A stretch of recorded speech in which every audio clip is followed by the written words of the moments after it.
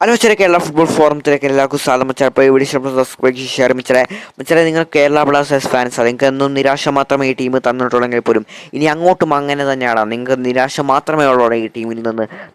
നിങ്ങൾ ഇതുമാത്രം പ്രതീക്ഷിച്ചാൽ മതി, നിരാശ മാത്രം. വേറൊന്നും കൊണ്ടല്ല മച്ചാരെ. വരാൻ പോകുന്ന സീസണിൽ ഒരുക്കങ്ങൾ എല്ലാ ടീമുകളും തുടങ്ങിയപ്പോൾ ബ്ലാസ്റ്റേഴ്സ് മാത്രം പേടിച്ച് സൈഡിലേക്ക് മാറിയിരിക്കുന്ന ബ്ലാസ്റ്റേഴ്സിനാണ് മച്ചാരെ നമ്മൾ കണ്ടിരിക്കുന്നത് മച്ചാരെ.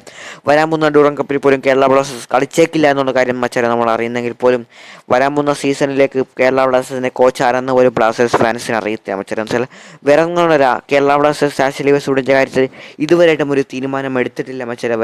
പലവട്ടവും മീറ്റിംഗിൽ വിളിച്ചപ്പോൾ ആഷലി വെസ്റ്റ്വുഡ് പറയുന്നത് അങ്ങനെയാണ് മച്ചാരെ. ദേശീയ ടീമുകളിൽ നിന്നോ ക്ലബ്ബുകളിൽ നിന്നോ വിളി വന്നാൽ ഞാൻ പോയേക്കാമെന്നാണ് ആഷലി വെസ്റ്റ്വുഡ് പറയുന്നത്. അഥവാ വിളികളൊന്നും വന്നില്ലെങ്കിൽ കേരള ബ്ലാസ്റ്റേഴ്സിനോടൊപ്പം ആഷലി വെസ്റ്റ്വുഡ് തുടരുമെന്ന് തന്നെയാണ് മച്ചാരെ പറയുന്നത്.